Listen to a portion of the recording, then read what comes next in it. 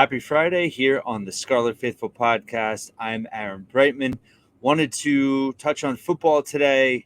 Had an episode last week just talking about future schedules and wanted to take this episode to kind of sneak peek, or I guess an early look at how the 2024 schedule for Rutgers football has changed in the regard of outlook, at least from my perspective. Um, you know, the overall general take, which is correct, is that the schedule is certainly easier for Rutgers in 2024 due to the fact that for the first time since being a member of the Big Ten, Rutgers does not have to play Ohio State, does not have to play Penn State, and does not have to play Michigan, the defending national champs. Not only do you not have to play one of those teams, you don't have to play any of those three. So having played them year after year after year after being in the Big Ten East and not having any of them on the schedule for next year, I mean, that's pretty much mathematically impossible to not call it an easier schedule. Now, I have pushed back a little bit in the sense of I don't think it's an easy schedule, and that's just life in the Big Ten. But taking a little bit of a deeper dive and also some developments in the last week and a half have made at least my outlook more optimistic on Rutgers football in terms of their schedule for 2024, specifically Washington being on the schedule in late September, the Big Ten opener for Rutgers in Piscataway. No secret that Kalen DeBauer has left to go to Alabama. They've hired Jed Fish, who did a great job at Arizona, turned a really bad team into a 10-win team this past year.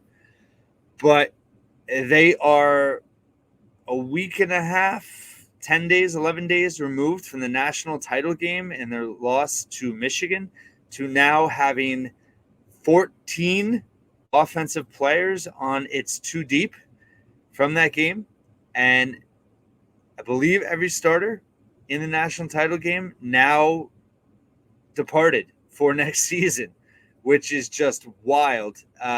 And this is not a debate about whether you like the transfer portal, whether you like, the current state of things. It's just a reality. That's what's happening now. This is what's happened in the last week and a half. And, it stinks for Washington fans for sure.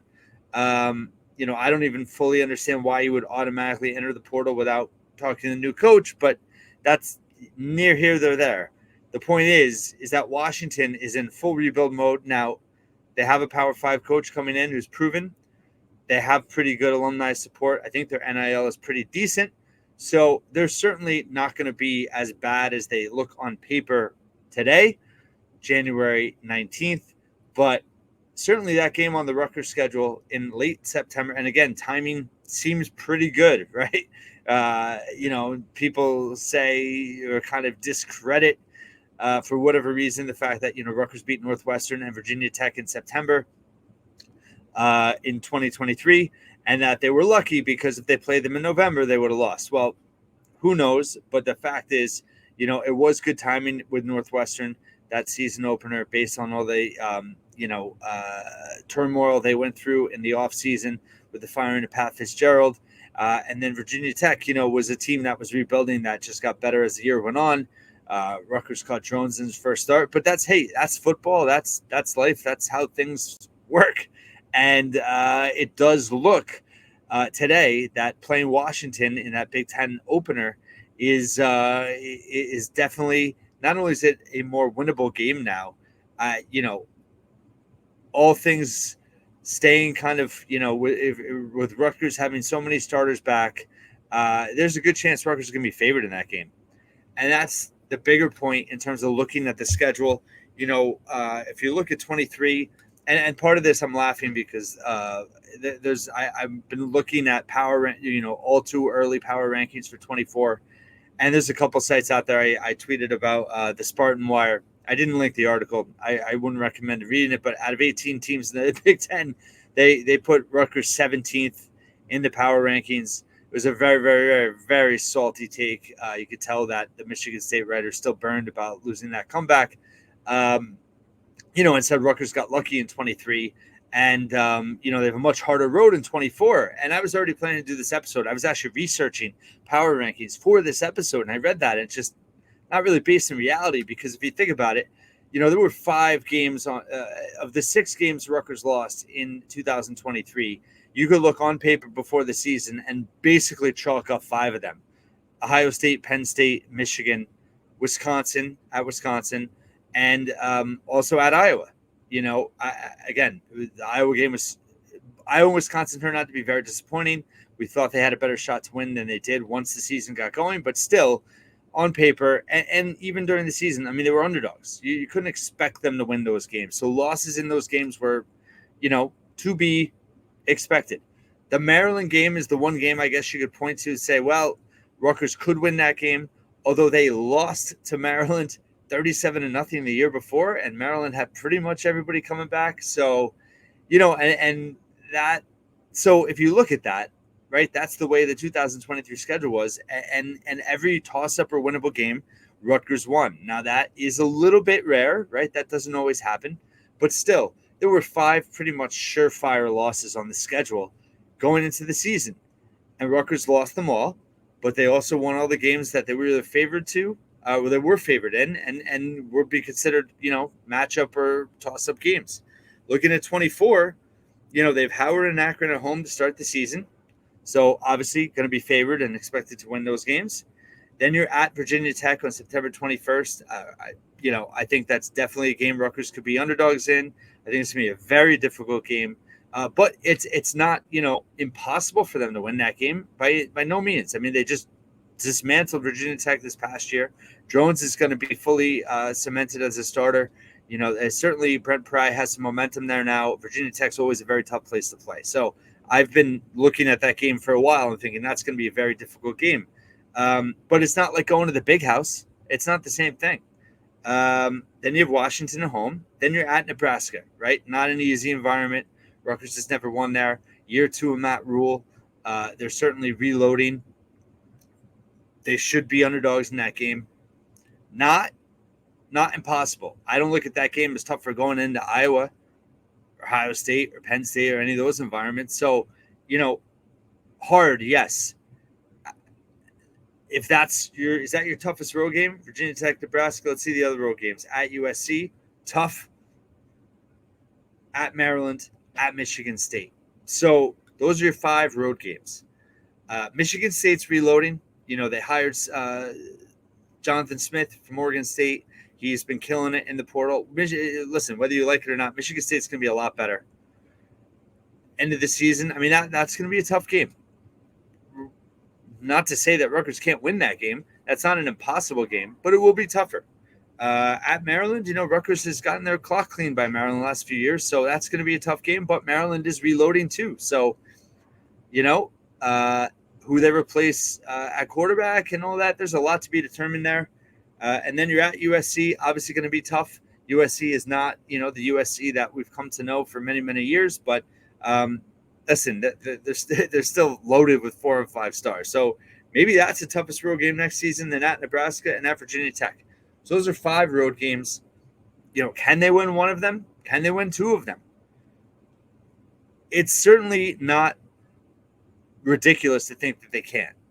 That they can win 1 or 2 of those games. But even if they lose all 5, I don't think, other than I would say at USC, I don't think you could chalk any of them as definite losses. At Michigan State, at Maryland, at Nebraska, at Virginia Tech. So that right there, much more manageable schedule. And then your home games. So you have Howard and Akron, like I said. Washington now coming in on September 28th. Winnable for sure. Might even be favored. Wisconsin at home on October 12th. Not easy whatsoever. Badgers, year 2, Luke Fickell. They got Van Dyke, the quarterback from Miami, before they played Rutgers in the bowl game. Will certainly be a difficult game, but Wisconsin was not great last year. Rutgers, if they didn't make that pick 6 at the end of the first half, could have been in a dogfight in Madison. So certainly, a difficult game, but not an impossible game. Then you have UCLA at home. They had a down year. East Coast trip for them. That's a winnable game. Minnesota at home, they're in full rebuild mode. Maybe Ethan Kalikmanis will be starting for Rutgers. He'll obviously be fired up in that game. Some other Minnesota ties, of course.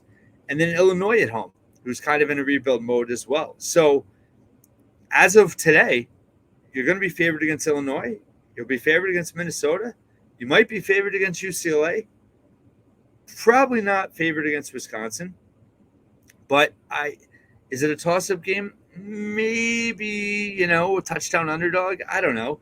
And then Washington home. I mean, this is the thing. Of any of these games, of any of the home games, Rutgers is not going to be a double-digit dog in any of those games. They'll be favored in most of them. And any of those road games, are they double-digit underdogs right now? I don't think Virginia Tech, no. Nebraska, I mean, maybe people will say that, but I don't think it's grounded in reality if they're double-digit, Should they be 14-point underdogs going to Nebraska? I don't think so. At USC, yeah, probably. That'll be a game that'll probably be double-digit underdogs. And then at Maryland, well, I mean, based on past history, yes. The Michigan State, no. So, listen, you're going from a year in which Rutgers won 7 games, was not expected to, and had 5 sure losses on the schedule going into the season, with the 6th looking pretty likely based on past history. This coming year, Rutgers does not have that at all. It's much more manageable. Mike Broadbent of Rivals Night Report, I saw he was tweeting a few days ago at some point saying he thought Rutgers had the easiest schedule in the Big Ten. I take his word for it. He's great insight. It's certainly, like I said, I will take time at some point in this offseason because there'll be plenty to talk about, plenty of time to research stuff, to really examine every Big Ten team schedule. But on the face of it, I mean, you can't really, it makes sense what he's saying. And Rutgers has stability with the coaching staff, with the returning roster. Reggie Sutton recently announced he's coming back. That's 11 starters back now, all who could have opted out in their final year, back for Rutgers. You have, a couple key transfers added in Demir Miller, the FCS All-American from Monmouth. You have Kalikmanis now in a battle with Wimsatt. You have a spring camp coming up with a lot of young players looking to make noise. Things are certainly on the up and up. Again, I've talked about, and David Anderson and I have talked about, if Rutgers even took a little bit of a step back with 5 or 6 wins. I mean, listen, they definitely won all the games they were supposed to, right? And that doesn't always happen. So maybe they lose a stinker next year, right? But there's another, College Football Network. They and this is yesterday, and the Spartan Wire was yesterday also, or the day before. It was all this week. College Football Network picked Rutgers to go 3-9 next season with a 1-8 record in the Big Ten. So perceptions die hard, and for a team like Rutgers, I mean, we knew this was coming, right? Big Ten fan bases, some in the national media, perception. I mean, it was comforting to know that Rutgers was bad for so many years, and they're grieving. They're having trouble with it. But I'm giving my honest take. Looking now on this schedule, I mean, I think the opportunity to go 7-5 is absolutely there. Beyond that, it's possible. I'm kind of balancing it where I think, maybe they don't win every toss-up game, right? But they win a lot of them because they have the formula to do so. A good defense, a strong running game. When Nungai's back, that whole defense is back for the most part, other than Max Melton. In terms of Howard and Akron, those have to be must-wins. And then between, Illinois at home, Minnesota at home, UCLA at home, Washington at home. Those 4. Let's look at those 4. Washington, Minnesota, Illinois, UCLA. Can Rutgers win 3 of those?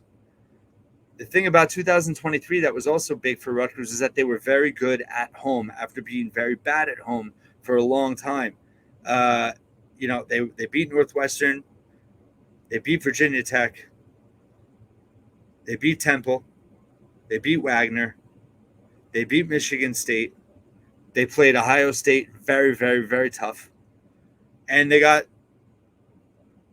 beat pretty bad by Maryland, but they were a lot better at home. So if you could just protect your home field next season, in toss-up games, UCLA, Minnesota, Illinois, Washington, 4 winnable home games, coupled with Howard and Akron.